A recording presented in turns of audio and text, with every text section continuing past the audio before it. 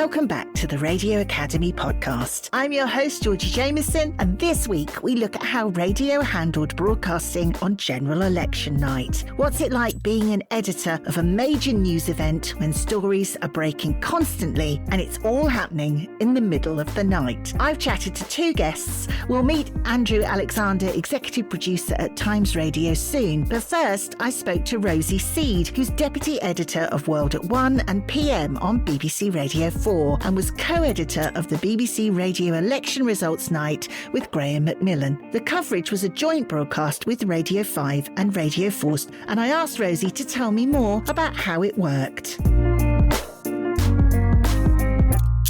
Myself and my co-editor, Graham Macmillan, we do both all the sort of UK elections and the US elections. And between them, those programmes run on various different ones of the BBC's output. In 2019, which was Emma Barnett and James Naughtie, Five Live sort of opted in for a 5-hour chunk of that. So it's not unheard of. Graham and I were appointed as editors in 2019, actually, but didn't do that general because we hadn't done any of the programmes before then. And since then, they have been co-programmes, as it were, for the locals, but perhaps with different on-air times on different networks. And for the locals, the BBC nations and regions and locals, some of them join at various different points. Tell me about what goes into planning. How much can you plan for? I think, interestingly, the planning, the really big planning job of it, which I was very lucky to work with our colleagues in TV for as well, is about where you send people and who you send out. Which counts are you putting on? Where are you going to? How many places are you sending people and how are they getting on air? And someone's got to recce those sites and all that sort of stuff. And I was really lucky that I had a lot of help from our colleagues in TV on that, because in some ways you're trying to send people to all the places that could give you anything from a sort of hung parliament to a landslide. There are places you always go to because they're early and you know you're going to take those early results because they're the ones that tell you whether or not the exit poll is in the right track, to be honest. So that's quite easy. And you know you're going to places like Blythe and to Sunderland and to Swindon and you're getting really good voices in there. After that, when you've got sort of polls that are as sort of extraordinary as the ones we had, you have to sort of take a choice about where you're going. And we decided in some ways to go quite a lot to personalities. And we were quite well set whatever happened because you still wanted to know what happened to Rachel Reeves or Jacob Rees-Mogg or the Chancellor and Liz Truss and so on. And similarly, when you're thinking of all the guests you're booking, you know, you're going to want to hear what Neil Kinnock has to say, whether it's a landslide or Labour have squeaked to win or whether it's all still in the balance. So while you're thinking all the time, what's the result going to be? What's the result going to be? In some ways, the big building blocks of it are quite similar, regardless of what you think it might be. You get the exit poll, 10 o'clock, polls close, exit poll. You can have, like you say, guest book. There is actually quite a lot of time before they're coming in, you know, quickly. And then they do start coming in quickly. I think one of the key points is making sure that you've got a set of people in the studio who are sort of confident in what you're doing, very well briefed. And the work, you know, index cards at the ready, literally it was like A-level week for Nick and Rachel with their index cards, looking at where they might. Yeah. Honestly, try printing on index cards. It takes ages. It's like doing A-level revision. It was. And there were points on Tuesday. I was like, oh God, it's A-level week. And have I done enough work or not? I don't know. And I won't know till Friday morning. Really, that was how I felt last week. But I think, you know, as long as you've got the right people in the right places, you can sort of do anything. And I was really lucky with the 4 people in the studio. Nick and Rachel have now done 2 locals with each other before. Phil Cowley, who's our sort of psephologist, this is almost his 20th year of doing these elections. So he can just sort of run the show on his own, to be honest. And Henry was just full of enthusiastic and brilliant analysis and, you know, joie de vivre and joy. So that was really lucky, to be honest. And that puts you in a good place. But for me, it's a sort of programme with 3 halves. You've got this sort of few minutes before you go on air, before the exit poll, where you're sort of building this tension. And my co-editor Graham did that brilliantly with sort of, you know, mixed openers and music and careful scripting and building up. Then you get the exit poll and you've got this moment. And we had this joyous moment of Wes Streeting and Stuart Wood both in the studio at the same time, you know, and a moment of real human humanity in that. And then you've got this sort of long period where not much is happening. You don't know whether the exit poll is right. And we sort of stuffed that with guests, to be honest, so that there were lots of people coming in and out and a real sort of feeling of energy. And we had sort of orchestrated moments of sort of Wes Streeting and Mel Stride giving each other advice. Mel Stride talking to Wes about how you go into high office and what you need to do and how you pull that off.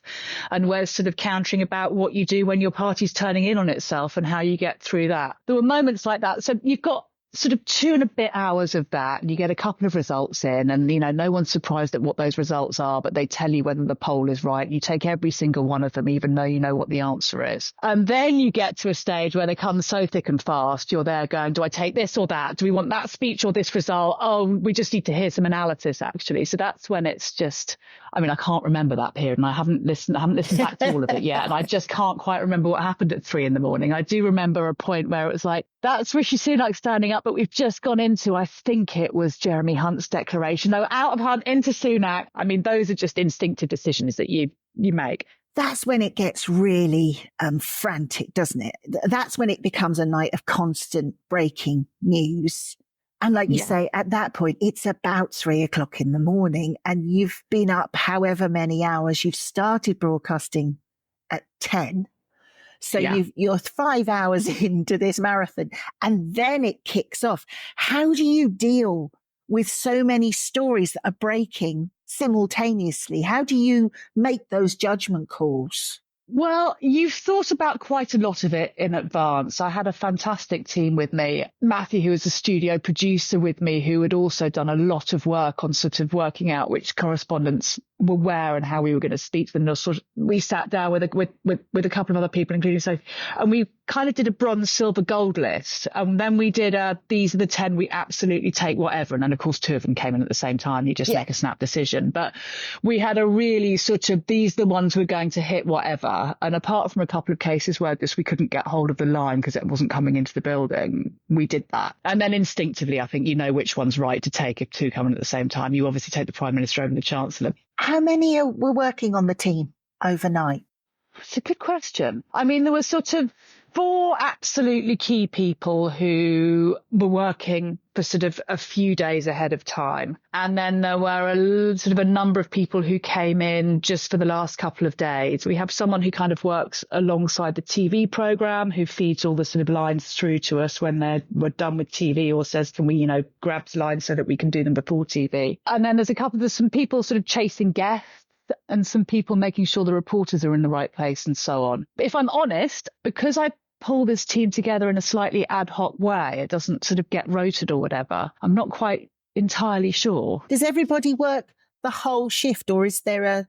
Oh, yeah. Is there a change? Yeah. It's not a changeover at 4 o'clock in the morning or anything like that? I don't think you'd prize them out of their chairs, to be honest. I was knackered at 1 a.m. and then I was absolutely up for it at about 1:45, and I probably could have done another 2 hours or something, but I gave way to my esteemed colleagues on the Today programme and on 5 Live Breakfast. And I think the really key thing is making sure that everybody knows exactly what they're doing and who their sort of first line of people to go to. So what you don't end up is everyone trying to do everything, but you end up with people specifically doing specific things like turning around audio and writing kind of scripts, or chasing reporters, or trying to get that guest, or wondering where the guest that was booked to be in the studio at 3 a.m. is, and sort of trekking around to try and find them. How did you feel it went on the night? Now the dust has settled. Now we're, had a weekend, and how are you looking back? Having only listened back to the first half so far, because I had to catch up on being a member of my family over the weekend, really, having been pretty absent recently. Overall, I'm really pleased with it, I think. Our aim in going into it was to be sort of, it's a radio programme. It was sort of, if you're at home on your own or with a couple of friends, or if you're in your car, I wanted that sort of feeling of, this is the election party you would like to be at. This is a group of people with lots of interesting people coming out. They're all enjoying themselves. You're learning a lot, but no one's trying to be too smart. And there are lots of human moments, and there's lots of sort of moments of news drama. And I think we achieved most of that. I thought it went Well, What have you learned for next time? Is there anything you'd do differently? there's a very boring thing of front loading the staffing, actually. I I had a great team come together for the last 3 days, but what I needed was more help early on, which I managed to get after a while. But it's interesting. I sort of thought the last week would be the really busy week because I haven't done a general before. And there is a phenomenal amount of stuff that needs doing ahead of time. So front load your production schedule a bit. I don't think you can listen back to previous years enough, actually, to work out what you want to do more of and what you would want to do differently. I think we could have had more sort of just very quick one, which I did try to build in, but it sort of disappeared over the night. And, I should have concentrated on it harder. What is the tally? There was a point at which I think 3 Conservative MPs losing their seats every minute. And I'm not sure we ever said that on air, although I haven't, as I say, listened back to the 3 till 4 bit yet, but I don't know. So a sense of just a little bit more of here are the facts of what's going on. And you get slightly lost with the people who are in front of you and trying to sort of choreograph a studio without necessarily occasionally just sort of stepping back and going, what isn't in this hour that should be, rather than how am I going to get this hour right? You just kind of, what am I not doing that I should be, I think is something that editors of these programmes, or certainly I, should have asked myself a bit more often. And you have to remember it's 4 o'clock in the morning. And you've got all these people pushing to say, this is the right thing, put me on air, we've got this great guest from over here, and they are great guests, but maybe they're not the right guest. And maybe you need to work out what that right guest is. How did you keep the energy up for that length of time during the night, yourself and the team? I mean, I saw all various sorts of people were running on sweets. And I think a lot of it is always adrenaline, to be honest. I really do think it is. I try not to get too involved in the sweets because then I sort of crash and feel a bit sick. So I go in quite hard on the mixed nuts. Very good. And coffee and Diet Coke. A big thank you to Rosie Seed for that insight into what it's like on election night. And I particularly loved her honesty and thoughts on what she's learned for next time. Next, I spoke to Andrew Alexander, executive producer of the weekday 10 till 1 show on Times Radio, producer of their podcast How to Win an Election, and Times Radio's election night editor. I asked Andrew to tell me about what goes into planning an election night broadcast that is that long and that unpredictable. I suppose luckily, actually, I'm not sure it was that unpredictable this time around, but maybe I'll come on to that. I mean, it's been quite a different experience for me because I've worked in big broadcasters before for BBC. And so this is my first general election at Times Radio. In fact, it's Times Radio's first general election. So we're working with very small teams here. We're a small and kind of lean outfit. We don't have a lot of people dedicated to planning most of the time. Our teams have really kind of planned the election over the last sort of few months alongside everything else they've done. In my case, my team getting out a 3-hour radio show every day plus a podcast. It's a lot of hours. And I suppose mostly actually it's initially it's sort of logistical hours, like it's planning the, I think we had, which for us is a lot. I think we had 11 presenters, reporters at counts around the country. We were on from 10 till 6. We had live guests throughout the country. It was a big logistical challenge for a small team and a relatively new broadcaster to take on. How many were working overnight? How big was the team? So there was, how many producers do we have working on it? So I was editing, and then I had a team of 5 producers, assistant producers. And then we had, as I said, I think we had 11 reporters or Times Radio presenters, people like Jane Garvey and Fee Glover, John Pienaar, all those people out at different counts. So, we have producers with them. We committed quite early on to visualize the whole, the night. And Times Radio isn't visualized. I mean, we do visualize everything because we publish on social media, but we had a live stream of the election program on YouTube and also on the Times website. And that added quite a lot of extra complexity to it because it meant that everybody we sent out to the location, we had to get them in vision. So that either meant sending a camera operator with them or showing the producers how to operate, the technology on their iPhones, which is what we mostly went with instead. And we produced something which looked really great. How much could you plan for beforehand, before the night? How did you decide which counts to go to? We worked with a guy called David Cowling, who used to be the BBC elections kind of analysis guy. And we spent quite a lot of time thinking about, where are the stories of the night? And we tried to make sure we had people to tell what we thought were going to be the dominant stories. Luckily, because the polls were pointing in such a clear direction, it was fairly obvious that one of the big stories of the night would be high-profile Tories losing their seats. So it made sense to have people at Jeremy Hunt's count. We also worked with the Times, as we always do, and we used some of their reporters who were at different locations. Like the Times had a reporter at Liz Truss's count, but we didn't. So we sort of had we kind of clear that, the stories were going to be about the Tories' losses. The stories were clearly also about the rise of reform and how we reflect this kind of historic result for the Labour Party. We probably a month out decided that those were going to be where we should put our resources in terms of stories. On the night, you get that exit poll at 10 o'clock. Then there's the race to be the first to declare. And then there's quite a wait. There's quite a lull. And then they all start coming in. How do you deal with that before you get a constant stream of news? What do you prepare? Obviously, guests, reaction to the exit poll. But I always think that's the sticky point of election night until stuff really starts to get going. We basically dealt with that by putting all of our big beasts at the top of the show. So, we're lucky enough to have a lot of amazing commentators and kind of senior figures who work for the Times or Times Radio. And so, so that, you're right, like 10 to basically sort of 2 is essentially reacting to the exit poll. We had William Hague, we had Andrew Neil, we had a lot of the sort of big beasts of the tea come on and give us their sort of analysis of if this is true, this is what it means. So we stacked a lot of those people towards the top of the show. We also managed to get around all the political parties.